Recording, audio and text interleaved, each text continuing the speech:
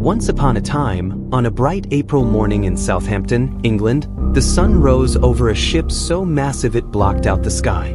April 10, 1912. The docks were packed with thousands of people, cheering, waving handkerchiefs, shouting goodbyes. Children sat on their fathers' shoulders to catch a glimpse. Vendors sold postcards of the magnificent vessel. Bands played triumphant music. The air buzzed with excitement, with pride, with the electric feeling that history was being made. But none of them knew, not the excited crowds, not the wealthy passengers in their finest clothes, not the poor families clutching their meager belongings, that they were witnessing the beginning of one of history's most catastrophic disasters. In less than 5 days, over 1,500 people would be dead, drowned in freezing water, screaming in the darkness, bodies floating in the moonlight, and the ship they called Unsinkable would be at the bottom of the Atlantic, broken in half, a tomb for souls who believed they were invincible. This is not just a story about a ship that sank. This is the tale of a floating palace built on arrogance, of wealthy men who gambled with lives to chase glory, of iron gates that separated the rich from the poor, gates that would become tombs, of warnings ignored and danger dismissed, of an ancient mountain of ice drifting through black water, patient and inevitable, waiting for the moment steel would meet its frozen kiss. This is the story of the night 1,500 people learned that nature bows to no one, that the ocean does not care about your wealth, your title, or your pride, that when you build monuments to human supremacy on water, the water will always have the final word. If you're ready to witness the most dramatic maritime disaster ever told, to see how human arrogance met nature's fury, smash that like button and subscribe right now. Because what comes next will leave you breathless, horrified, and unable to look away. This is the story of the Titanic, and it begins not with the sinking, but with the building, with the dream that became a nightmare, with the monument to pride that became a mass grave. Let us go back to where it all began.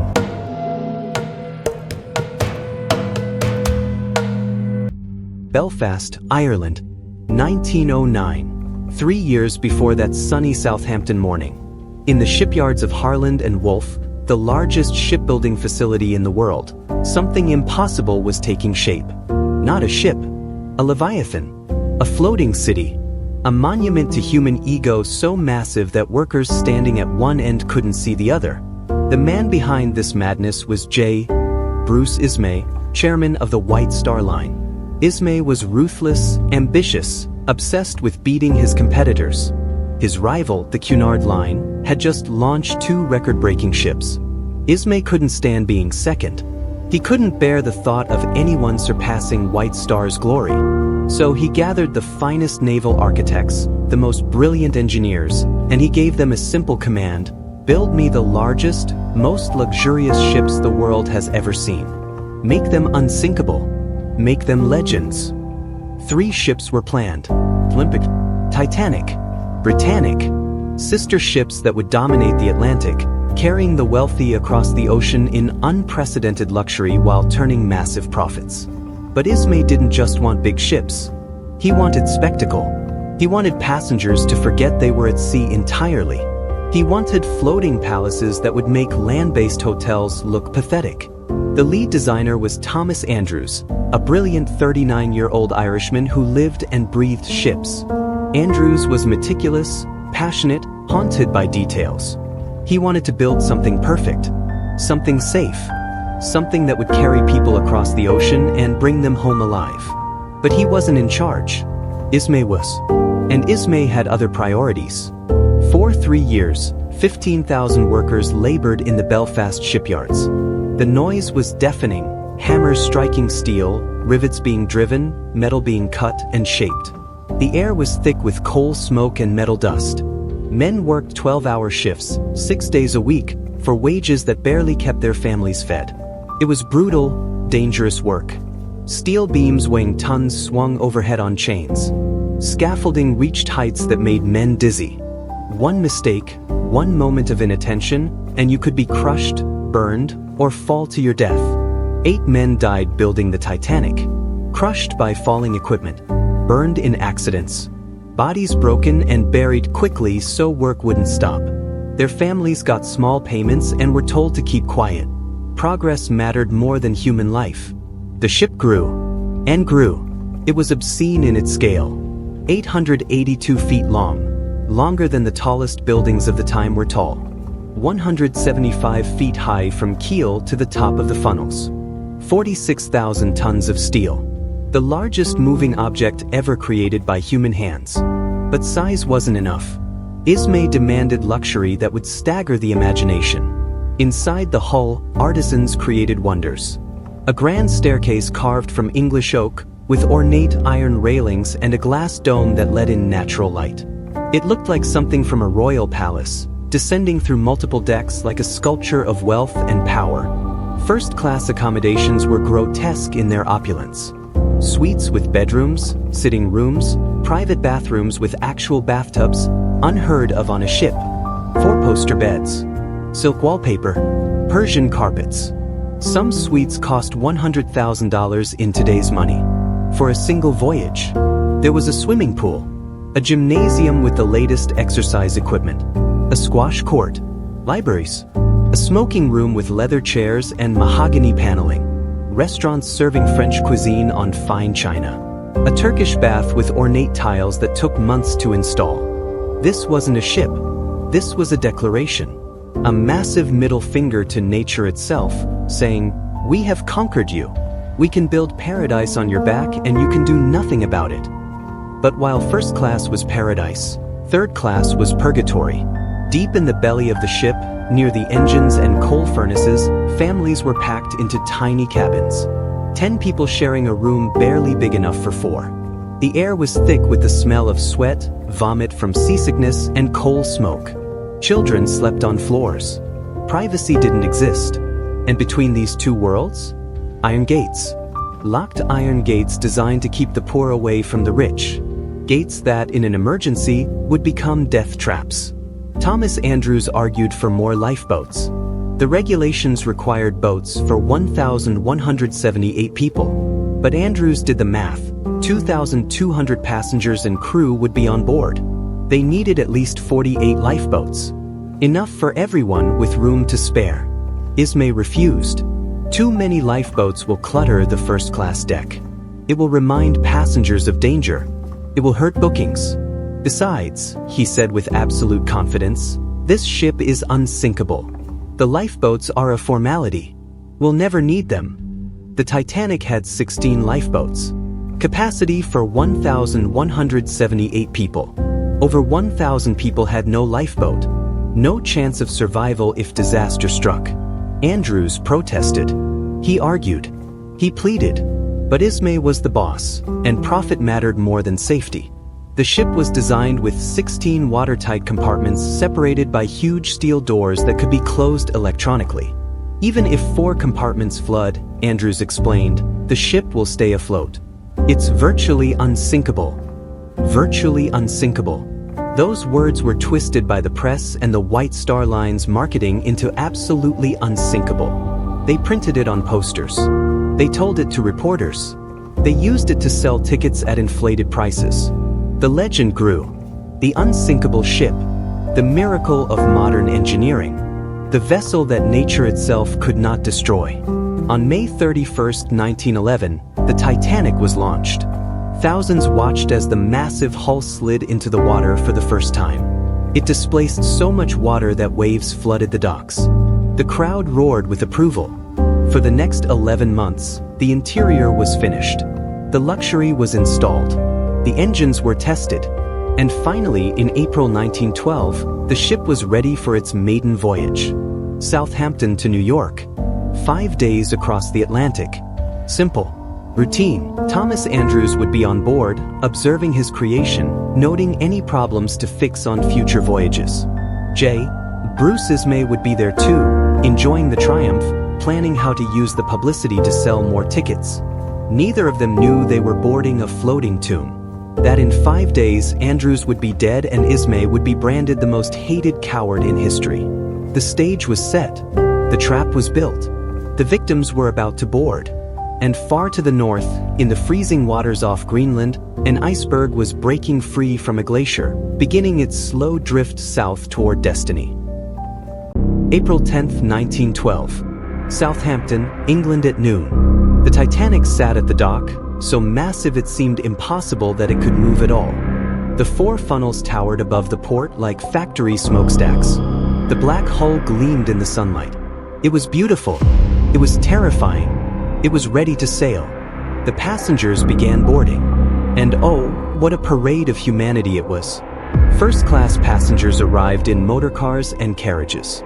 They wore the finest clothes money could buy.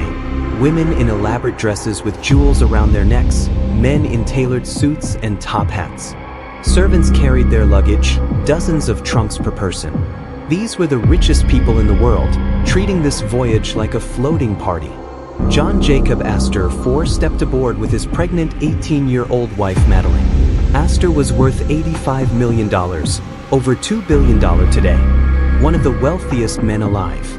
He owned hotels, buildings, entire blocks of New York City. He had everything. And in 5 days, he would have nothing but a watery grave. Benjamin Guggenheim arrived, dripping in confidence and wealth. Mining magnate, art collector, man who believed money made him untouchable. Isidore and Ida Strauss, elderly owners of Macy's department store, walked aboard hand in hand. Married for over 40 years, deeply in love. In 5 days, they would choose to die together rather than live apart. Margaret Brown boarded, loud and exuberant. New money from Colorado mining, looked down upon by old money families but too confident to care. She would survive. And she would spend the rest of her life advocating for the forgotten victims. Also in first class, aristocrats, businessmen, celebrities of the age. They laughed and chatted, excited for the voyage, treating the ship like a luxury hotel that happened to float. Second-class passengers boarded next. Middle-class families, professionals, teachers, clergy, businessmen. They couldn't afford the extravagant suites, but they could afford comfortable cabins and good food. They were thrilled. This was the adventure of their lives. Then came third class. The immigrants, the desperate, the dreamers fleeing poverty and seeking new lives in America. They came from Ireland, Sweden, England, Syria, China, everywhere. Entire families with everything they owned stuffed into a few bags. Children who had never been on a ship. Young men seeking work. Mothers hoping for better futures for their babies. They were packed into the lower decks. Cramped cabins. Shared bathrooms. Simple food. But they didn't care. They were going to America. To opportunity. To hope. To futures that would never come. Among them was a young woman we'll call Anna, a 19-year-old Swedish girl traveling alone to meet her fiancé in New York. She had saved for 3 years for this ticket. She was terrified and excited, standing on the deck and watching England disappear behind her, thinking about her new life. She had 5 days to live. There was Patrick, an Irish father traveling with his 3 children after his wife died in childbirth. He was going to Boston where his brother had found him work. He held his youngest daughter's hand as they boarded, promising her that everything would be fine. For days later, he would drown trying to save her. They would die together. At 12:15 p.m., the Titanic's horn blasted. A sound so deep and loud it shook windows in Southampton. The ropes were released. Tugboats nudged the massive ship away from the dock. Slowly, impossibly, the floating city began to move. The crowd cheered. Passengers waved. The band on the dock played. It was glorious. It was triumphant. As the Titanic pulled away, something terrifying happened. The ship's wake was so powerful, created such intense suction, that a nearby ship called the New York had its mooring ropes snap like thread. The smaller ship swung directly toward the Titanic, on a collision course that would have caused disaster before the voyage even began. Passengers screamed. Crew members shouted warnings. Captain Smith barked orders. At the last possible second, a tugboat grabbed the New York and pulled it away. The ships missed each other by 4 feet. 4 feet. Passengers laughed nervously. Some made jokes about their close call. It was an omen. A warning. The ocean showing its power before they even left the harbor. But the Titanic sailed on. They crossed the English Channel and stopped briefly in Cherbourg, France to pick up more passengers. Then Queenstown, Ireland for the final boarding.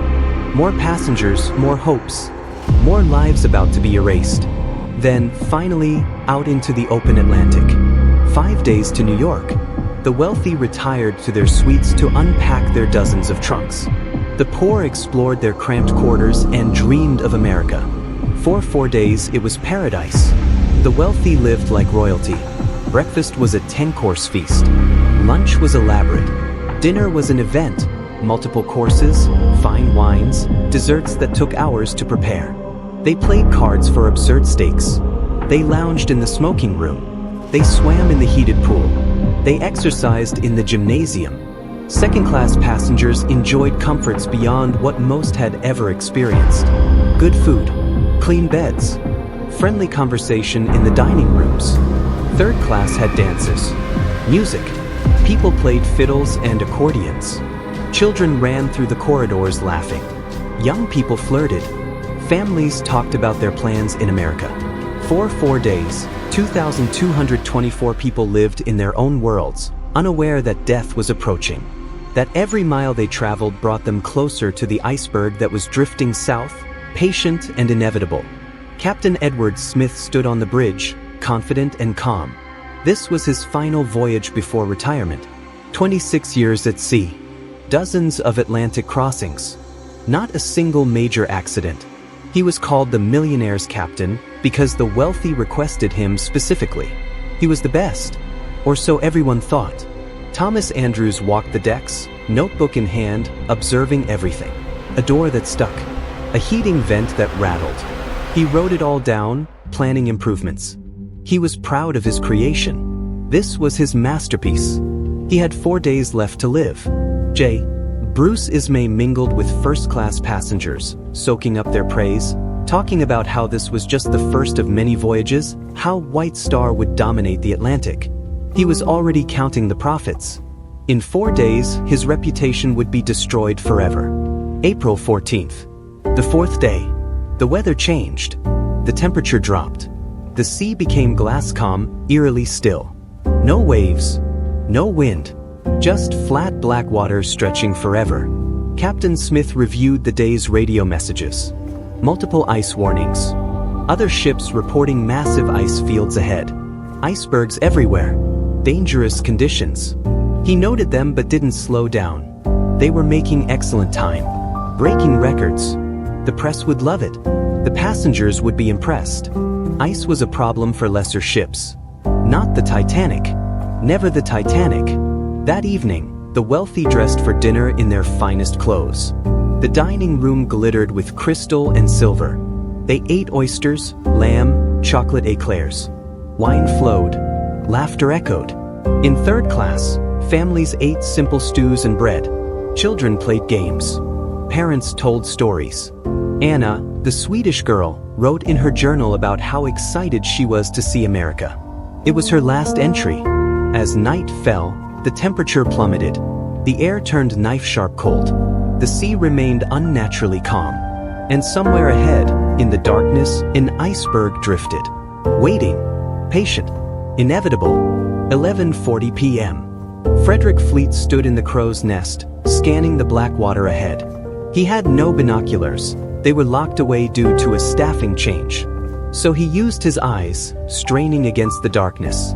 And then he saw it. A shape. A mass. Rising from the water like a mountain materializing from nothing. Black against black. Massive. Impossible to measure. Impossible to avoid. His heart stopped. His breath caught. For one frozen moment, his brain refused to process what his eyes were seeing. Then instinct kicked in. He grabbed the warning bell and rang it 3 times. Clang, clang, clang.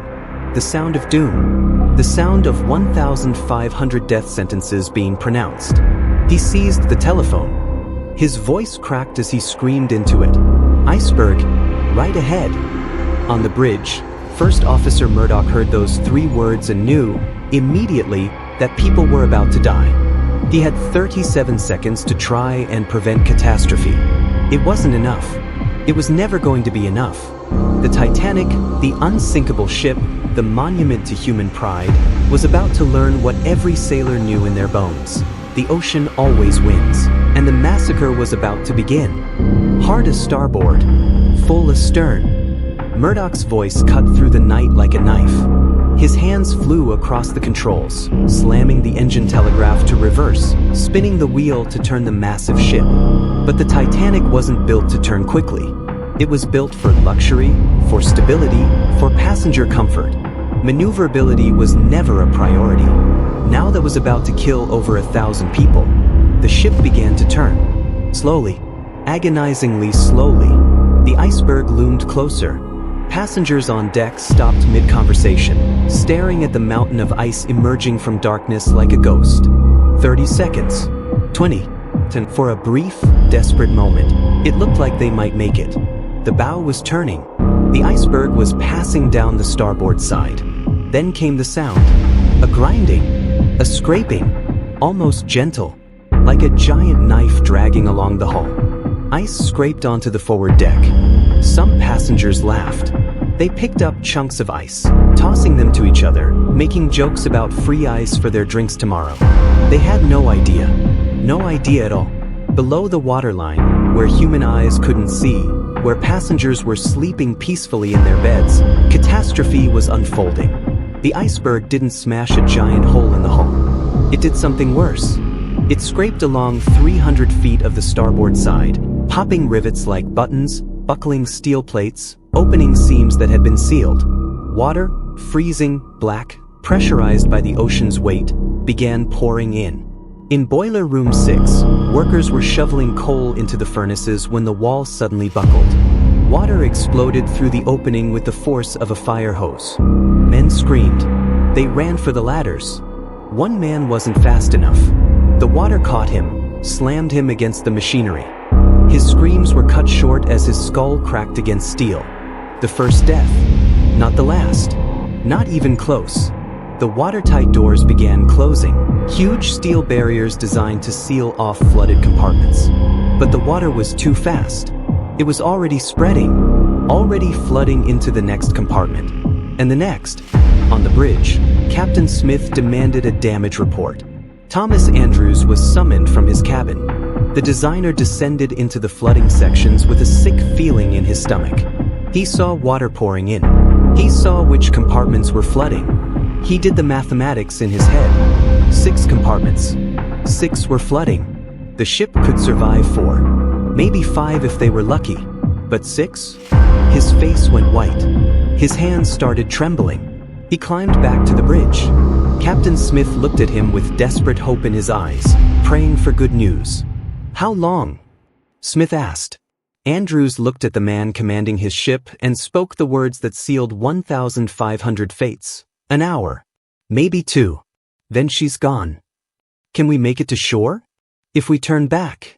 "Captain, we're 400 miles from land. We're making 22 knots. Even at full speed, even if the engines don't flood, and they will, we'd need 20 hours. We have 1. Maybe 2. Smith's face crumpled. "Are you certain?" "It's mathematics, Captain. She's going down. It's a certainty." The unsinkable ship was sinking, and there weren't enough lifeboats. Smith stood frozen for 5 precious minutes, his mind refusing to accept reality. Then training kicked in. He began giving orders. "Wake the passengers. Quietly. No panic. Tell them to put on life belts and come to the boat deck. Women and children to the lifeboats first."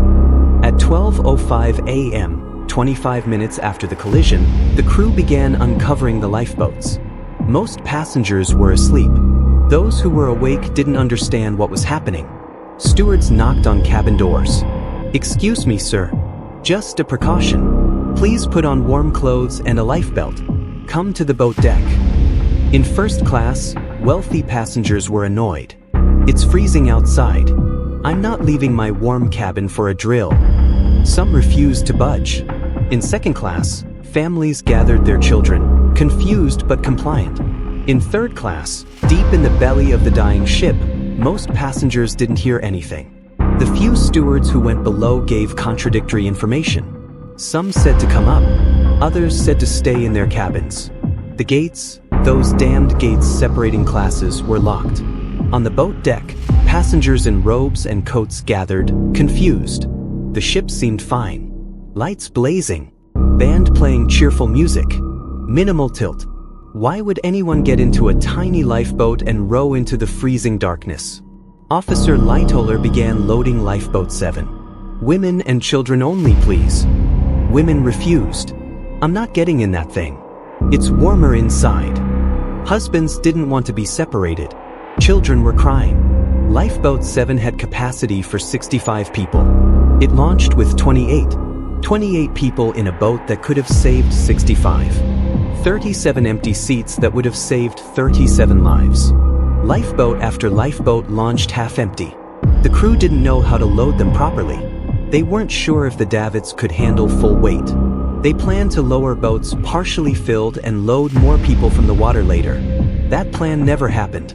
As minutes became an hour, as the bow sank lower, as the tilt became impossible to ignore, panic began to set in. In third class, the truth was dawning. The ship was sinking. Water was rising in the lower corridors. And the gates were still locked. Families rushed up stairways and slammed into locked iron barriers. They rattled the gates. They screamed. They begged. Water was at their ankles, rising to their knees. Open the gates. For the love of God, open the gates. Some crew members, decent souls overwhelmed by horror, opened what gates they could. Some third-class passengers found unlocked stairways. They ran up through the labyrinth of the ship, trying to find the boat deck. But hundreds never made it. Hundreds died behind those gates, trapped like animals, drowning in darkness while lifeboats launched above them. On the boat deck, the women and children first rule was being enforced, but inconsistently. On the port side, Officer Lightoller allowed no men at all. Even if boats were half empty, men were forbidden. On the starboard side, Officer Murdoch let men board if no women were waiting. This randomness, which side of the ship you happened to be on, determined who lived and died. John Jacob Astor approached Lightoller. May I accompany my wife? She's pregnant and frightened. No men. Women and children only. Astor didn't argue. He kissed Madeline goodbye, tucked his gloves into her pocket, lit a cigarette, and stepped back. I'll see you in New York. He wouldn't. In a few hours, his body would be floating in the freezing water, crushed by a falling funnel. Benjamin Guggenheim and his valet retreated to their cabin. They emerged wearing their finest evening wear.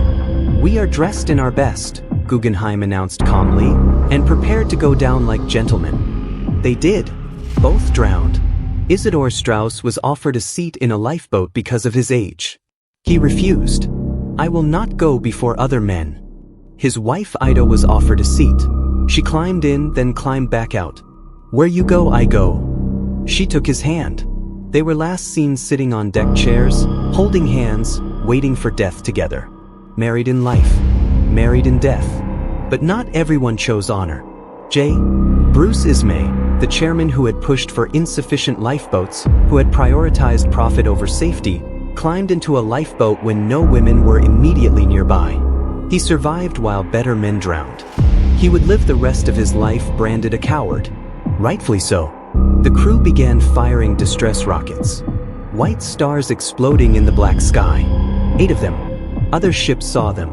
But the nearest ship, the Californian, was only 10 miles away, close enough that passengers could see its lights. But its radio operator had gone to bed. They never heard the Titanic's SOS. 10 miles away. Safety 10 miles away. And they might as well have been on the moon.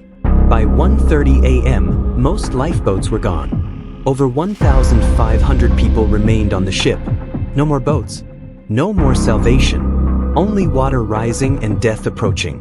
The bow was completely submerged. The stern was lifting out of the water. The angle was steep enough now that people were sliding down the deck. The orchestra, 8 brave souls who had been playing cheerful music to keep people calm, switched to hymns. Nearer, my God, to thee. A hymn about death. About meeting your Creator. About accepting fate. They played standing in water, instruments cold, knowing they were minutes from death. Not one of them survived. Heroes to the very end. The screaming had begun. People realized there was nowhere left to go. Death was inevitable. The ship was dying and they were trapped on it. Mothers held their children. Husbands embraced wives. Strangers prayed together. Some people jumped into the freezing water, choosing a quick death from hypothermia over the prolonged horror of waiting for the ship to go down. Thomas Andrews was last seen in the first-class smoking room, staring at a painting called Approach to Plymouth Harbor. His ship, his creation, his beautiful, doomed masterpiece.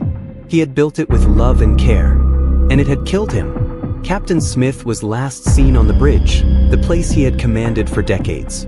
As water rushed in, he made no attempt to save himself. He went down with his ship, like a captain should. 2:17 a.m. The lights flickered. Passengers screamed, thinking this was the end.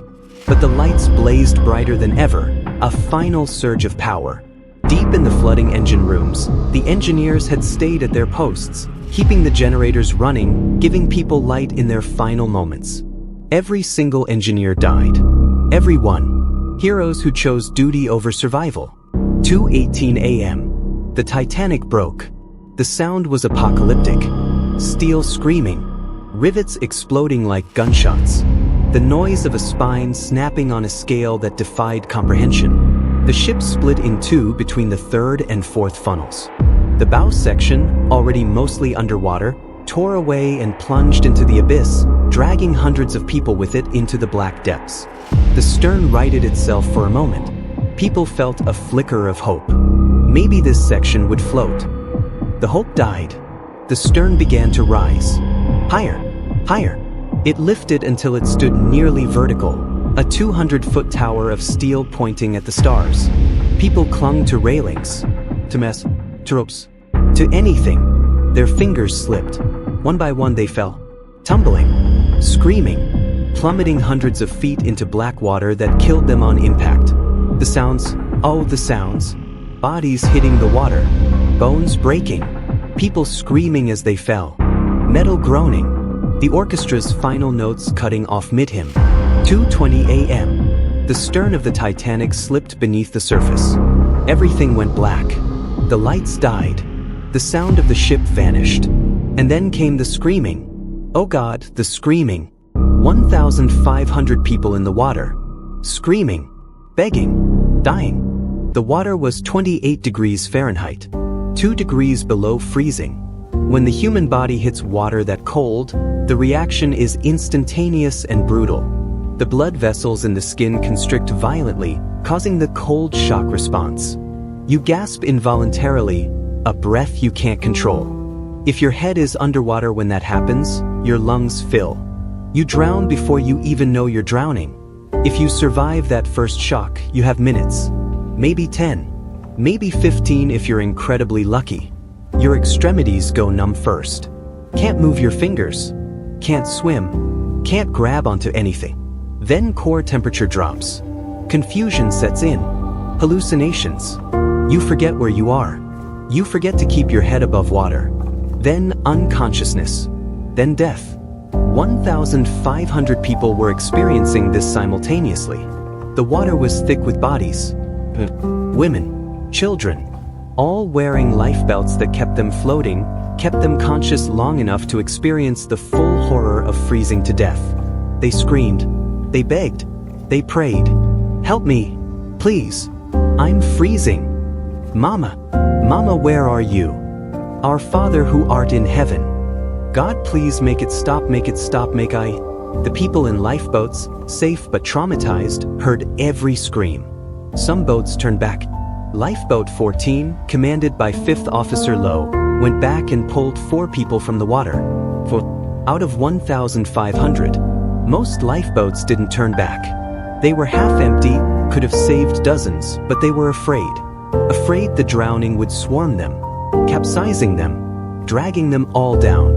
So they sat in their half-empty boats, bundled in blankets, and listened to 1,500 people die. The screaming lasted about 30 minutes. Then it began to fade. Not because people were being rescued, because they were dying. One by one, the voices went silent. Hypothermia shut down their bodies. Their lungs filled with water. their hearts stopped.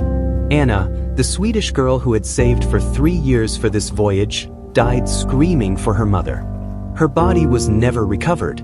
Patrick, the Irish father, drowned holding his youngest daughter, trying to keep her head above water until his frozen fingers could no longer grip.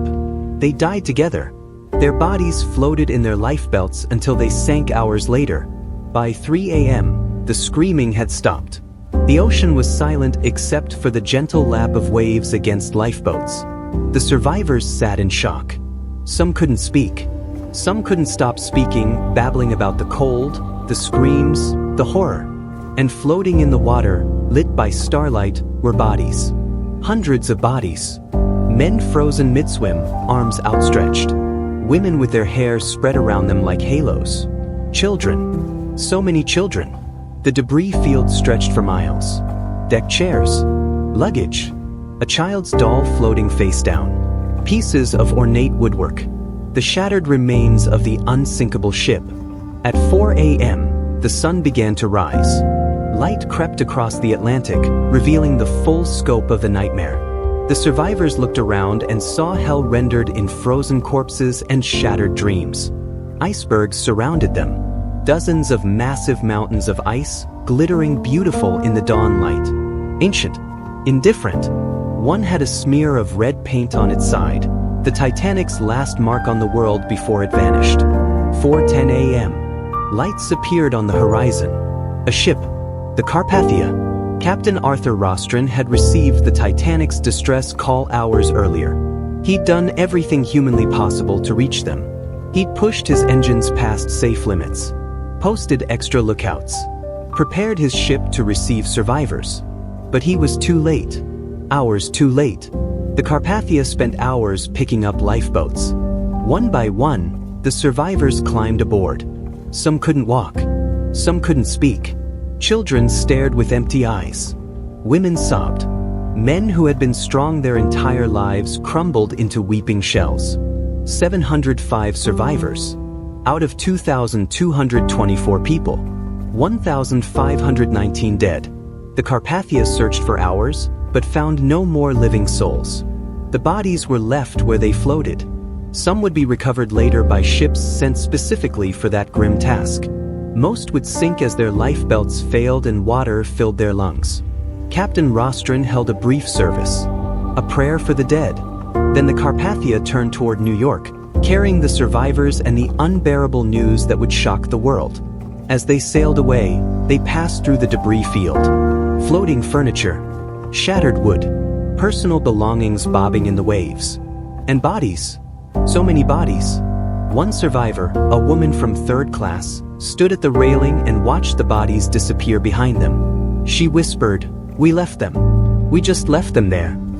She would never forgive herself. None of them would.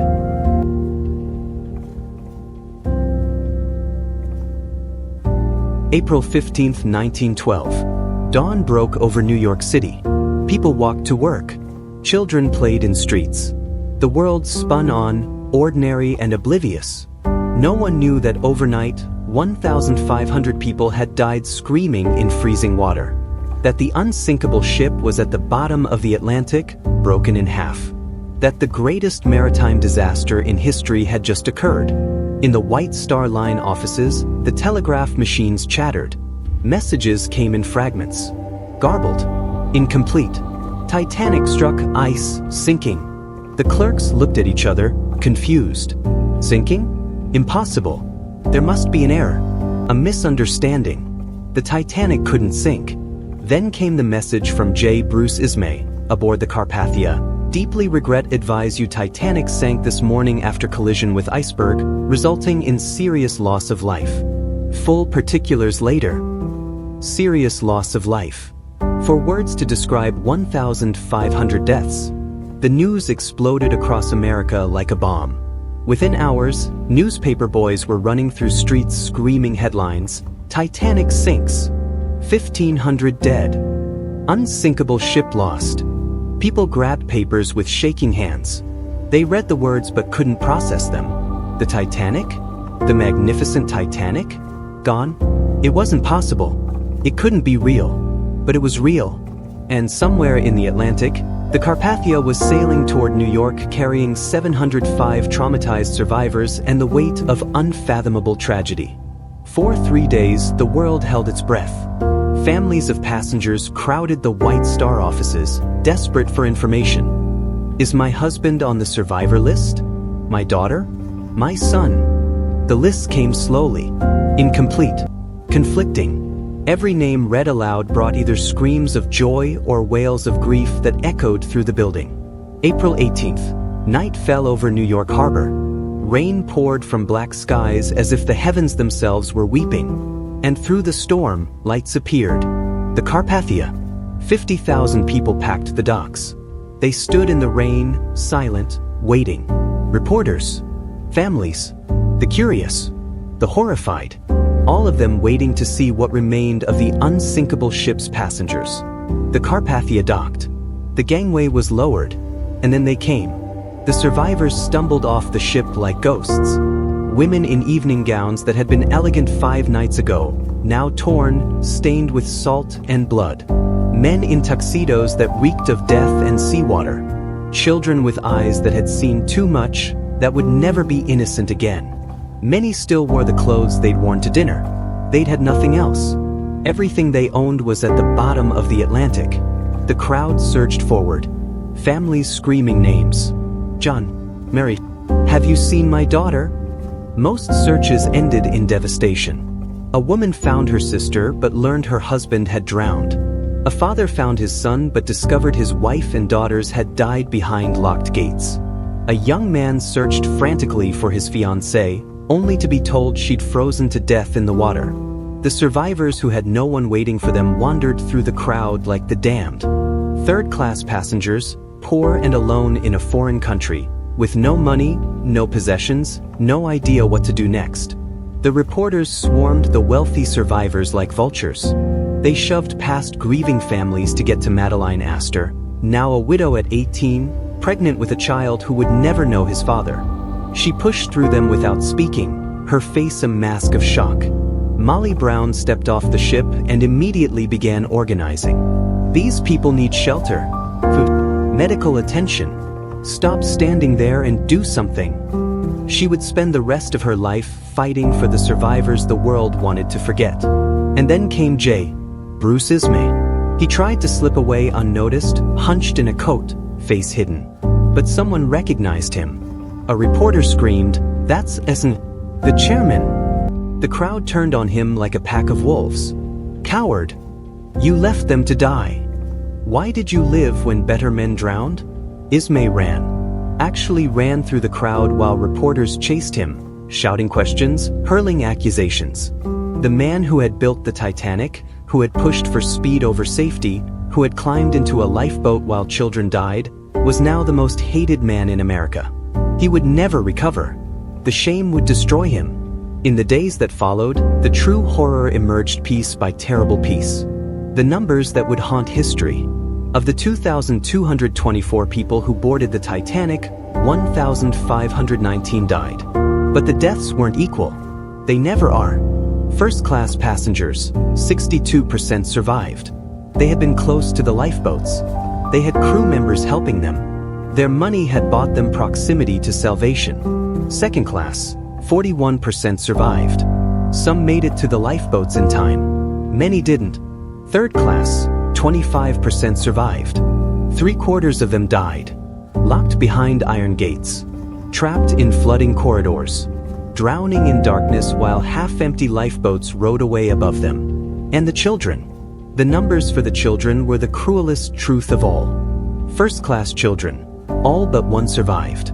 The wealthy children went home to their toys and their bedrooms. Second-class children. All survived. Every single one. Third-class children. 66% died. 2 out of every 3 poor children drowned. Because the gates kept them locked below. Because crew members didn't go to help them.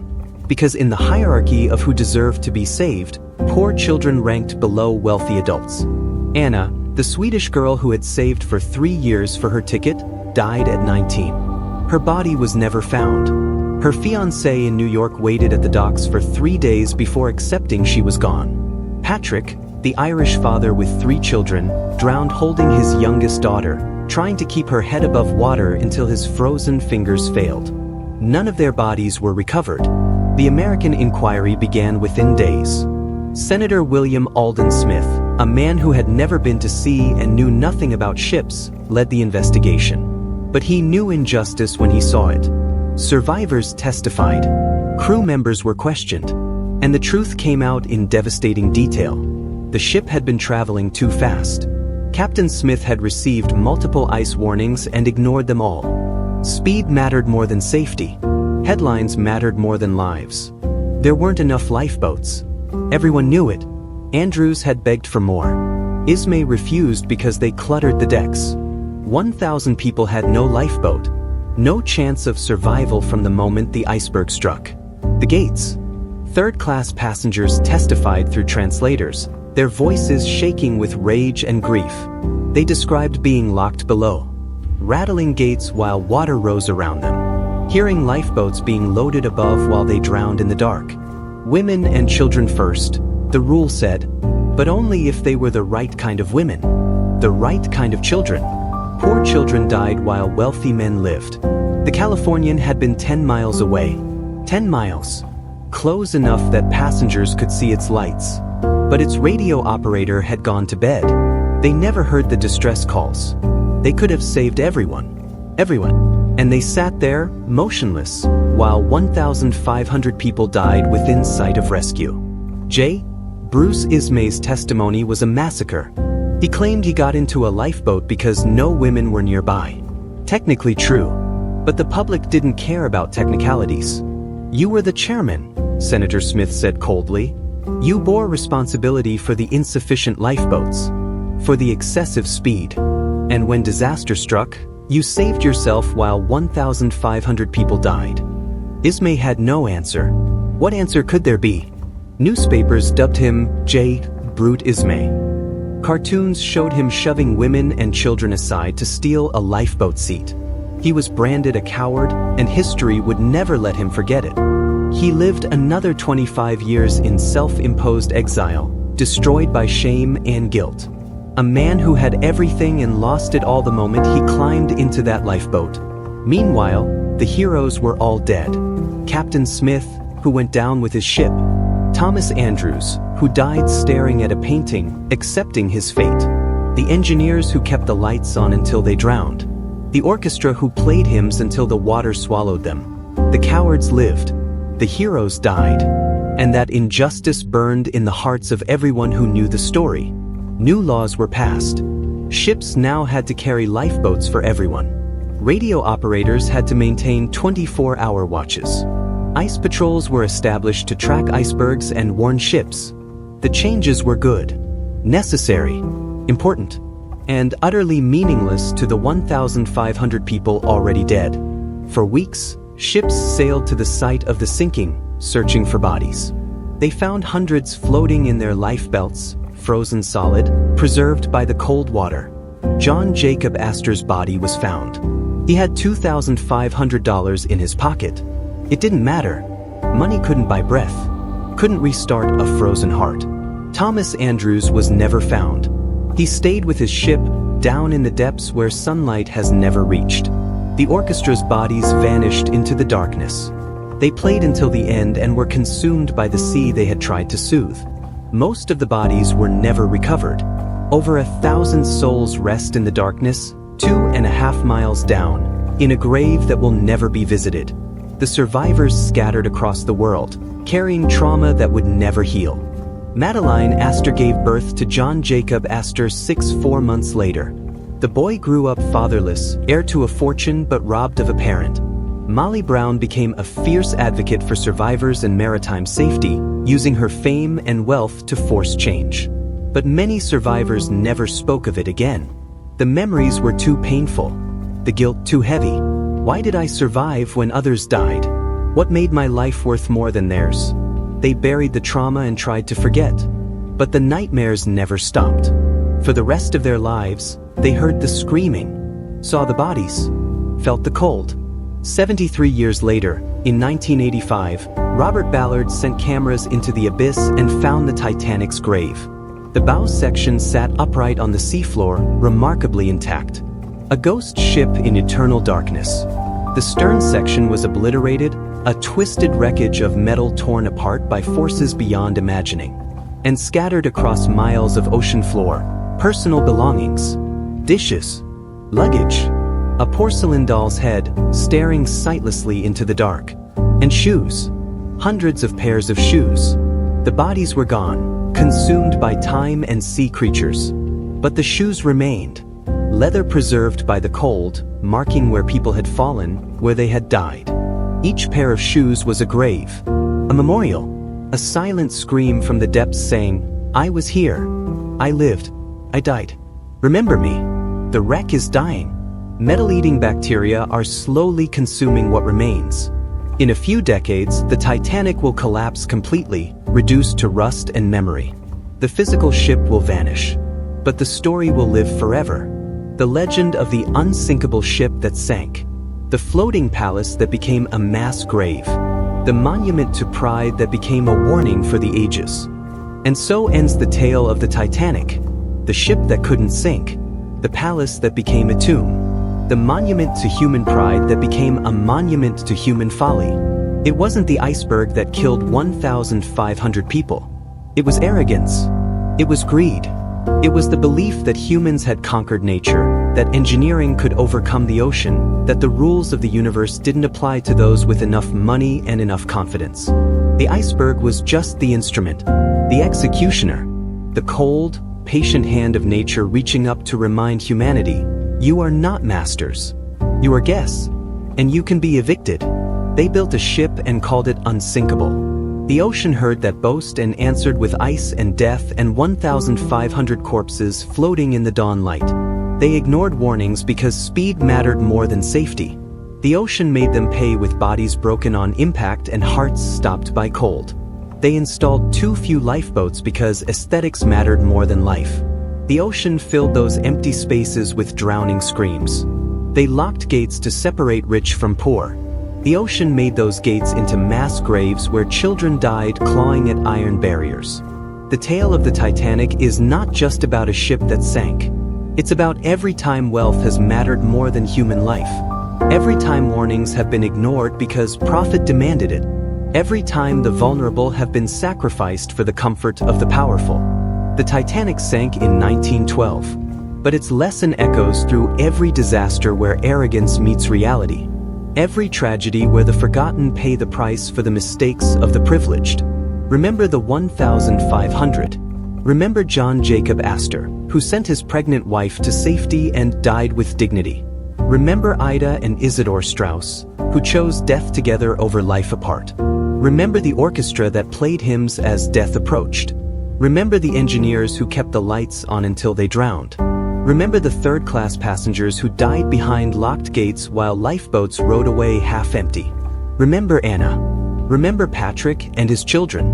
Remember all the forgotten souls whose names we don't know, whose bodies were never recovered, who rest now in the darkness of the Atlantic, 2.5 miles down, in a grave marked only by shoes. The Titanic is gone, but its ghost haunts us still. A warning written in steel and ice. A lesson carved in frozen corpses and the screams that echoed through that terrible night. Nature is not conquered. It is only temporarily tolerated. The ocean is patient, ancient, merciless, and it always collects its debts. If you made it through this tale, if you heard the screaming and felt the cold and understood the horror, hit that like button and subscribe. Because some stories need to be told. Some warnings need to be remembered. Some lessons need to be carved so deep they can never be forgotten. The unsinkable ship sank. The impossible happened. And 1,500 souls paid the price for 5 words spoken in pride. Nothing can sink this ship. The ocean heard. The ocean remembered. And the ocean answered. May the 1,500 rest in the depths. May their story never be forgotten. And may humanity never again build monuments to pride on the back of the sea.